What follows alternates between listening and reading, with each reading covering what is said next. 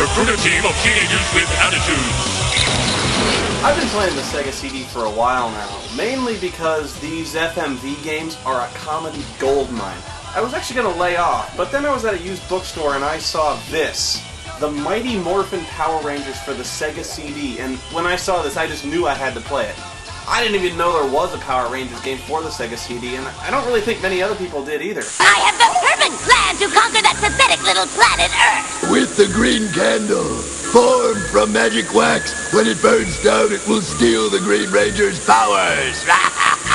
Now, I still have a soft spot for the Power Rangers, although I never followed them past the first incarnation of the group. After the first group, they started getting a little weird, you know, Power Rangers Zeo, Neo, Rangers in Time, Rangers in Space, Rangers Turbo. I didn't really follow it. I mean, I was just a kid when I first saw it, right? But this is the first game for the Sega CD I was legitimately excited about playing. I mean, this is classic Power Rangers. And besides, it's got kung fu guys in motorcycle helmets fighting giant rubber monsters with robots. I mean, there's no possible way this game could suck, right? Well, let's play it. It's Morphin' time! Mastodon! Pterodactyl! Triceratops! Saber-tooth tiger! Tyrannosaurus! For those of you who aren't familiar with the Power Rangers, it's about this evil sorceress named Rita Repulsa, who's been stuck in a jar for 10,000 years. And when she gets out, she wants to do two things: take a shower and conquer Earth. To combat her and her never-ending supply of putties and rubber monsters, there's a giant floating blue head named Zordon who gives a group of random teenagers from a nearby high school magic morphing belt buckles that turns them into spandex-clad warriors in motorcycle helmets. Actually, Zordon kind of lucks out by managing to pull a bunch of random teens who happen to know martial arts. You'd think Zordon would be a lot smarter to say something like, "Alpha, Rita's escaped. Bring me the 5 greatest martial artists on the planet." Or, "Alpha, get me Chuck Norris, Jet Li, Steven Seagal, Triple H, and Bruce Campbell." Yeah. You've been chosen to form an elite team to battle Rita. Each of you will be given access to extraordinary powers drawn from the ancient creatures you call dinosaurs. Dinosaurs? Yeah, dinosaurs, except for the mastodon and the saber-toothed tiger, which aren't dinosaurs. I never really understood what the Green Ranger's thing was. He doesn't even fit into the whole dinosaur theme. He just yells, "Dragon Sword!" And I have no idea where dragons fit into the whole dinosaur thing. And he plays this magic dagger flute.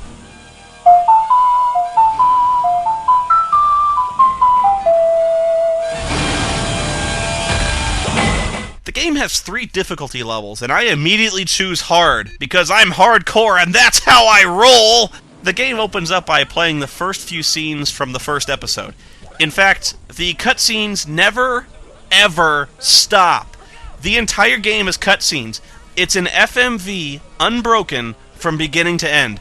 And it's very simple. Arrows and buttons appear on the screen, and you have to push them before they disappear, or you take a hit. If your life bar runs out, it's game over. That's it. Monkey C button, monkey push button. Except on the hard difficulty where it's all too fucking fast, there's no way to see these moves coming. I mean, the movie offers a few visual cues, but it doesn't really help. And worse, on this difficulty level, you take a hit for every wrong button you press, and you take an additional hit for not pressing the correct one. So when things start getting frantic, you just start racking up hits like crazy because you're falling behind, and you're pressing buttons for action triggers that just passed. God damn it! This difficulty is impossible. Maybe if I had the twitch reflexes of a 10-year-old, but I can't even get past the first fucking screen. Okay, let's just see if I can jump straight back into the action, because if I have to watch these cutscenes over and over, I'm seriously gonna fucking lose it. Okay, I skipped that one, but... What the shit?! I'm taking hits for trying to skip a cutscene? Have you ever played a game that punished you for trying to skip movies? Imagine playing Metal Gear Solid 2 and trying to skip the codec scenes, only for the Colonel to reach through the screen and slap you across the face and say, "Hey, listen, fuckbucket, I'm talking and you're gonna listen." I need scissors. 61. This is like playing a really shitty version of Dance Dance Revolution with a controller. The only way you'll ever be able to beat this game on this difficulty is by memorizing the button patterns, but that means watching the same scenes over and over again. It's the only way I ever managed to get this far. Zordon said these power morphers will give us power. Let's do it! So now I'm thinking, yeah, now it's on. Now I'm the Power Rangers. Now I'm badass. These guys got a serious ass-kicking coming. Yeah, let's do this thing. We're gonna save the world! Alright, let's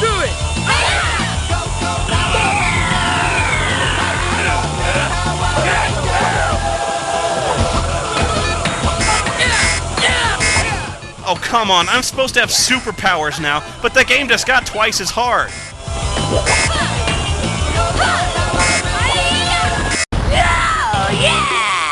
God, I suck at this game. Okay, I'm skipping to the lower difficulty because it's the only way you're gonna see anything other than this. Magic One! Make my Gulzar grow!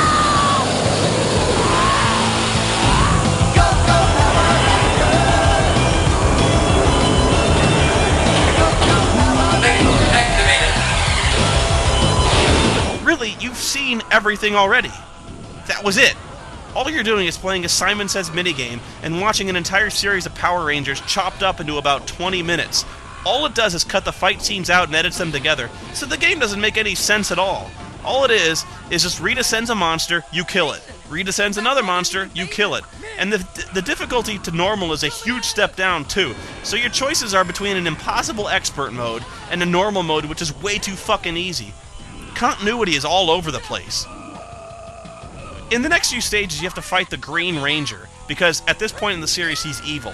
But then for absolutely no reason, this scorpion lady turns into a giant beast and attacks you. Who the fuck is she? Where did she come from? Rita also causes an eclipse, because the Megazord is apparently solar-powered, so through the entire stage, your life drains automatically. Can you imagine trying to play this on the hard difficulty, taking 3 times as many hits because you're screwing up, and your life is going down the drain automatically? This barely qualifies as a game. It's so disheartening that you have literally no impact on the game's outcome whatsoever.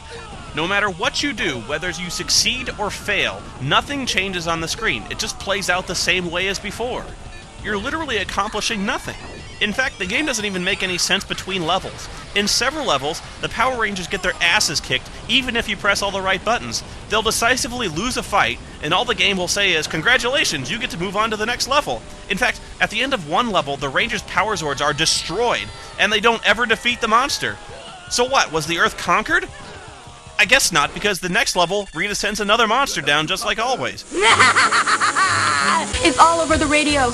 A monster's attacking the business district. So, guess what the Rangers do? It's morphin' time! They summon their Zords.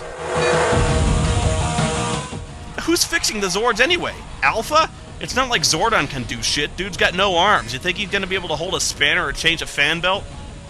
Would it have killed them just to make some kind of side-scrolling beat-em-up? Oh, that's what you'd expect, right? Just some generic arcade-style game like the X-Men or Ninja Turtles arcades. This isn't complicated. You could code this game in Flash in about 10 minutes, and people would still say you phoned it in. Let me put it this way. You know those timing-based mini-games that everyone hates in games like Resident Evil 4, Indigo Prophecy, or Dead to Rights? Mighty Morphin Power Rangers is this timing-based minigame. All of it. This game was so lousy that it actually wore out a shitty gaming fad about 10 years before the fad was even invented. But maybe you don't care.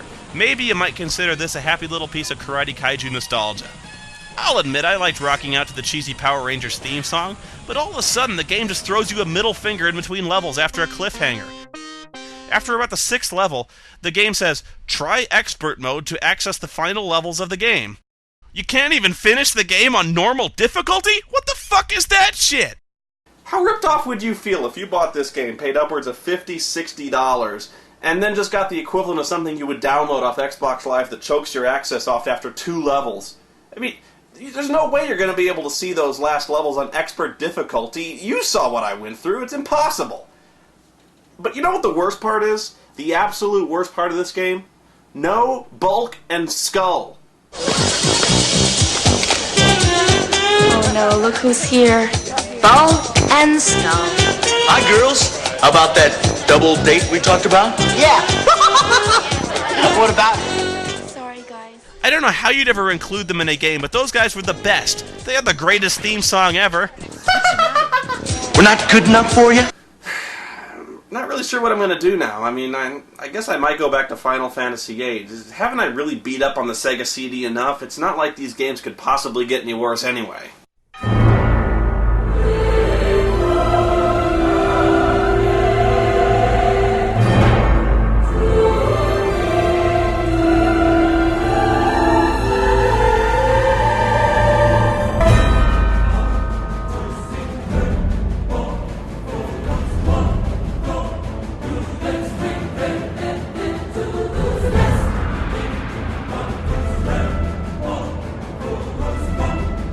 Aren't you Marky Mark?